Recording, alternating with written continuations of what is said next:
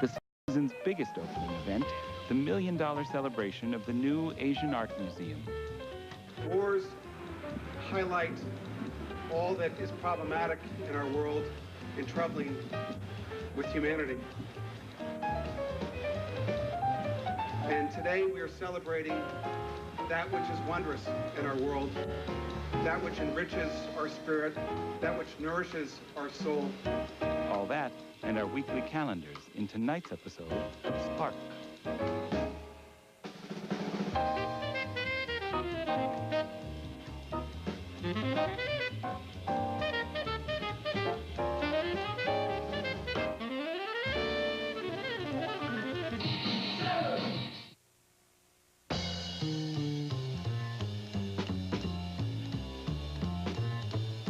It's the eve of one of the biggest opening weeks in San Francisco history, a series of events that will cost more than $1 million and climax with the unveiling of the city's newest and largest museum, the Asian Art Museum.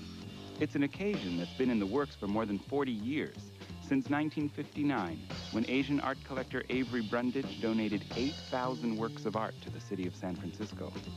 The Asian Art Museum was originally housed in a wing of the DeYoung Museum in Golden Gate Park. But that location was only a temporary home until the money could be raised to renovate the museum's ultimate destination, the old Main Public Library. Yeah. And then tell him I'll be reading, to kick it off, a letter from President Bush congratulating them. That should... Supporters of the museum, like co-chair Judy Wilbur, lobbied tirelessly to bring the museum to the heart of the city, overcoming every political hurdle and raising the money needed to complete the building project. The battle is won, but the campaign is far from over. With 150 new staff members and 185,000 square feet of museum space to maintain, expenses have doubled to $13 million a year. And there's a second phase of construction still to come, projected to cost as much as $60 million. For the development team here, the museum's opening is a once-in-a-lifetime opportunity to solicit the support they need to keep the museum moving forward. The doors will open out, and out will pour 110 children from the West Portal School who will be drummers, fan dancers, ribbon dancers. They'll all come to the stage. And while during the 10 days leading up to the museum's opening, 35 separate events are scheduled.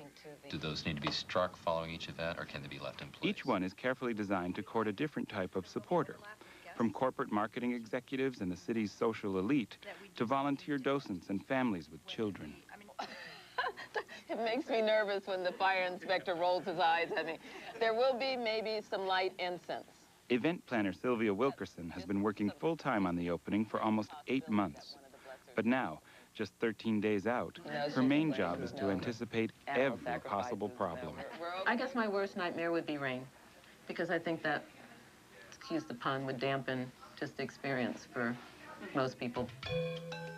One of the boldest strokes of the museum's launch campaign was the decision to design and execute a banner for 2 sides of the museum's facade. Designed and fabricated by Chinese-American artist Pop Chow, the banner covers more than 22,000 square feet. Today, it's being hung by expert riggers just in time for the first of the museum's opening events. Can I be excused for a moment? Thank you, everybody. I have to go check on our rigging. I'll be right back. It was all done in China, and so we're just trying to see metric to inches to feet. Has proven an artistic challenge. Oh, it's not that bad. Well, oh, yes, it is. Well, I don't understand. Is it too long here? It's too wide. We can do it, but I would have to weld more brackets this weekend, and I'd have to bring 4 guys back on Monday. The choice is either to fold it back onto itself or carry it into the other side of the building. And the artist is here, so of course the artist, for artistic value, would like it to extend beyond and not just fold it in. If it were a company, you could say, yes, we have to do it. If it's a nonprofit organization, you're in a position that you have to weigh if the cost is really worth it. Let me have the chair. I would think you're 20 feet around. Yeah. I would do that, because it finishes off your whole part of the building. Okay. Okay. I needed your approval or David Lee. So, okay. Don't tell David, but I said yes. Okay. He said to defer to you. So.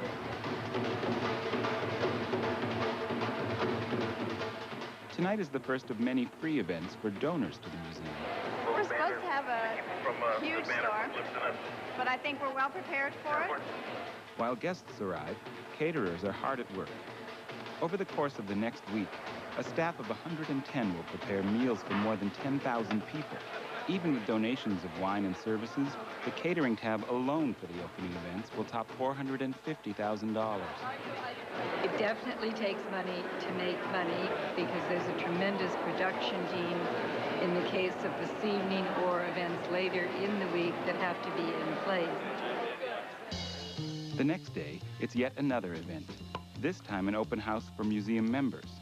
And the banner along Fulton Street is continuing to play a starring role. What's happening now is the wind's hitting the building, kind of starting there, and it's building up this big wave action. And when the time it gets about here, it kind of pulls it out, and it's just pulling all the weight away from the wall. So we've been to the hardware store a number of times buying some more sand. We just do our best and see what happens. It's March. It's March. With just 24 hours to go before the museum opens, the pace of activity is accelerating.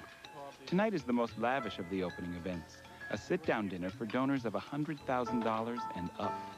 Donor events like this one are the cornerstone of fundraising campaigns at many arts organizations, including the Asian. Tickets normally cost patrons hundreds or even thousands of dollars. But this week, all of the Asian's opening events are free. An expensive gesture that organizers hope will pay off in future gifts to the museum. The return is enormous because this is the reason for doing these events. This is our museum family. And these are the people who they deserve more than a big hug and a kiss and a thank you. Because without them, this museum would not have happened. As the final details of the evening's event fall into place, a new set of problems loom, eclipsing the decor and the sudden downpour.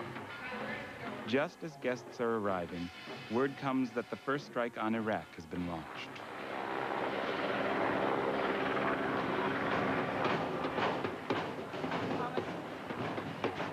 By 7 a.m. on opening day, the streets of San Francisco are filled with protesters, blocking many of the intersections near the museum.